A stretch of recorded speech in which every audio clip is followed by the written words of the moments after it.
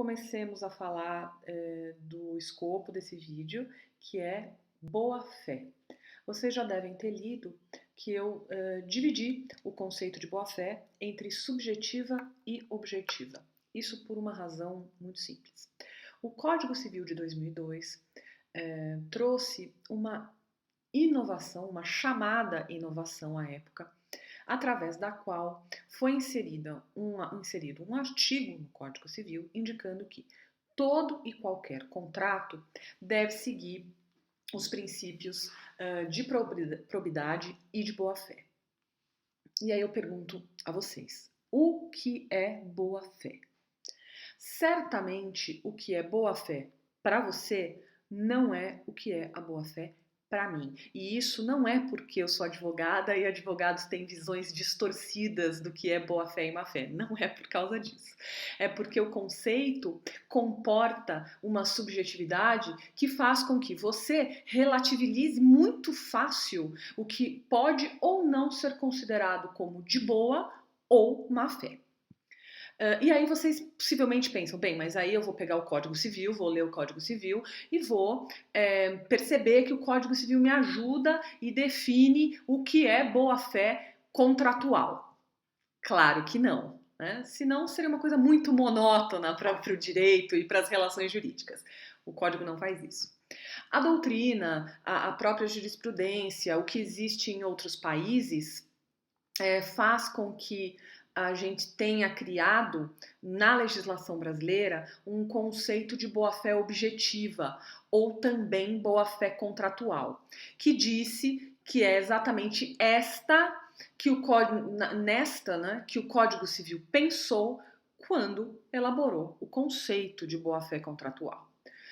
A ideia de boa-fé objetiva, como está colocada ali no material, ela diverge da ideia mais geral, mais social de boa-fé, porque quando você fala em má-fé de alguém, sob o âmbito ou a ótica subjetiva, pensa-se em aquela pessoa voltada para o mal. Né? Ela rumina ideias ruins, planos maquiavélicos, ela tem o objetivo primeiro de prejudicar alguém, seja pessoa, pessoas ou empresa ou empresas. Né? A ideia da boa-fé objetiva é indicar que não se pensa sob esse aspecto psicológico apenas, de intenção, de falta de honestidade, de ardilosidade, de malícia. Não é essa a ideia ou a linha de pensamento. A linha de pensamento é comparar a conduta de alguém a uma conduta que seria aquela ideal, que seria aquela mais razoável e aceita pela sociedade. Vocês notem que no material explicativo sobre boa-fé, onde eu exponho boa-fé objetiva, eu coloco conduta do homem médio. E com certeza vocês perguntam-se quem é esse cara, né? Quem é esse indivíduo? O homem médio é uma definição jurídica. Ele é um ente, claro, que imaginário, e ele consolida todos os conceitos gerais e minimamente requeridos pela sociedade no que diz respeito a honestidade, respeito, conceitos de fair dealing, de como você deve atuar de uma maneira adequada, social ou corporativamente. O que se esperaria de alguém? Este alguém seria este homem médio. Então, quando vocês analisam num contrato o que é boa-fé objetiva ou não, ou má-fé, tem que se avaliar em relação a isso. O que a sociedade entende como alguém que deveria agir de maneira X ou Y. É isso que vai definir a boa ou a má-fé contratual. Mas lembrem-se, como eu sempre digo em aulas, um caso, um processo, um conflito baseado 100% em boa-fé é muito frágil.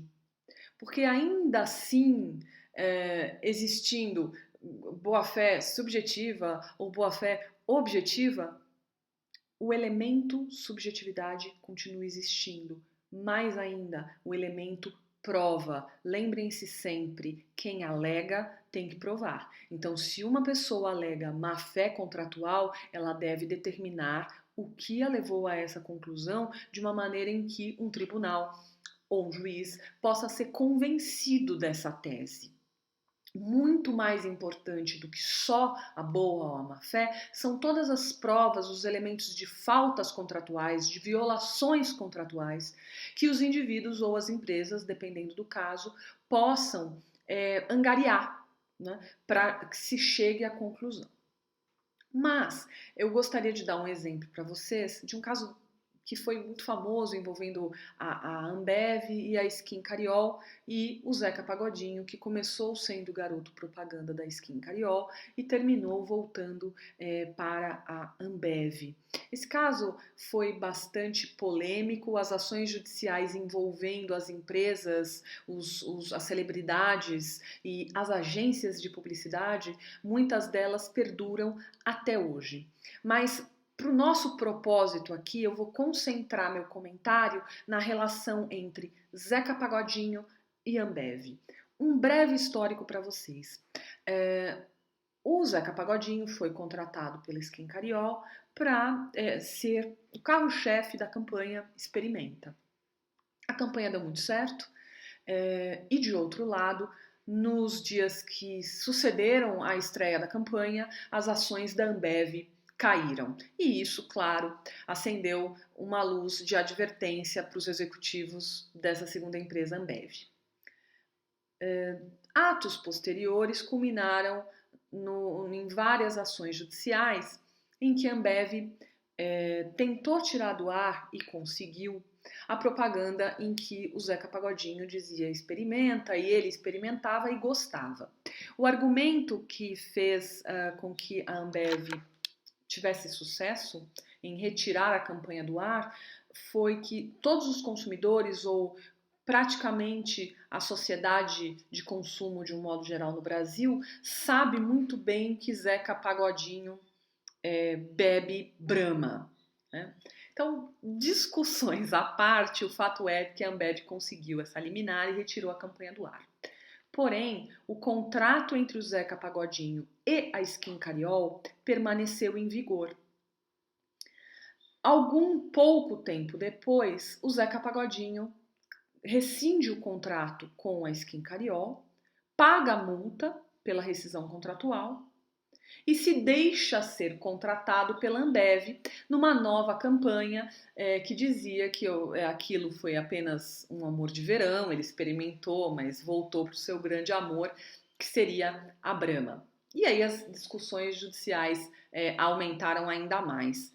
Porém, a relação que nos interessa aqui é o contrato entre Skin Cariol e Zeca Pagodinho. A Skin Cariol promoveu uma ação judicial em face de Zeca Pagodinho, perseguindo perdas e danos.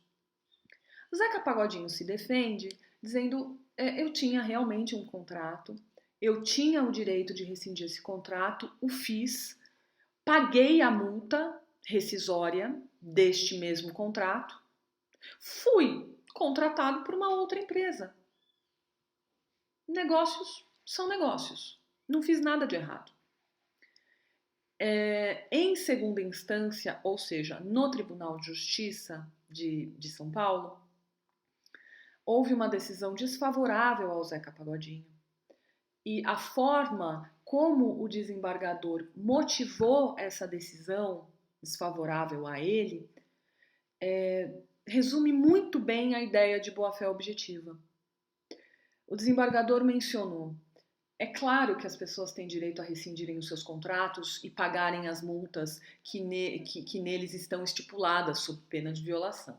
Porém, neste caso em especial, não foi qualquer quebra de contrato e o outro contratante não foi qualquer outra empresa, senão o maior concorrente e com o qual a empresa Skin Cariol teria uma série de controvérsias e conflitos. E o desembargador usa essa sentença, de que o Zeca Pagodinho teria, abre aspas, se bandeado para o lado da concorrência, fecha aspas. Então, e por isso ele determinou que o Zeca Pagodinho teria quebrado a boa-fé contratual, porque em promovendo uma determinada empresa e no momento seguinte ter simplesmente se deixado ser contratado por outra, que era a maior concorrente com a qual a Skin Cariol já havia iniciado uma série de disputas, isso não seria o que se esperaria daquele homem médio que eu comentei no começo, que eu comentei no início desse vídeo. E um outro argumento que o Zeca Pagodinho indicou foi, bem, se a campanha estava fora do ar, por ordem judicial, eu não podia ser utilizado pela Skin Cariol de todo modo, então por que eu sou importante? E aí o desembargador entendeu que esse argumento absolutamente subestimou o conceito de boa-fé, porque em verdade ele sendo utilizado ou não, o contrato permanecia em vigor. E ele não ser utilizado pela Skin Cariol e posteriormente ser muito bem utilizado pela Ambev, inclusive com acusações contrárias, é algo que realmente não deixou uma boa história no que respeita à conduta de boa-fé do Zeca Pagodinho, segundo o Tribunal de Justiça de São Paulo. Então, esse caso, como eu comentei, ele congrega as ideias principais. Lembrem-se sempre de que boa-fé contratual ela tem um parâmetro comparativo do que seria razoável, se esperaria de uma boa atuação comercial ou mesmo uma boa atuação pessoal. Porém, essa objetividade não nos libera da obrigação de sempre ter provas preferencialmente escritas no que respeita à violação contratual ou alegação de algum tipo de problema que possa levar as partes a uma controvérsia, tá bem? Já sabem, se tiverem dúvidas a respeito desse tópico ou qualquer outro do programa, link Fale com o Professor, tá bem? Até a próxima, queridos!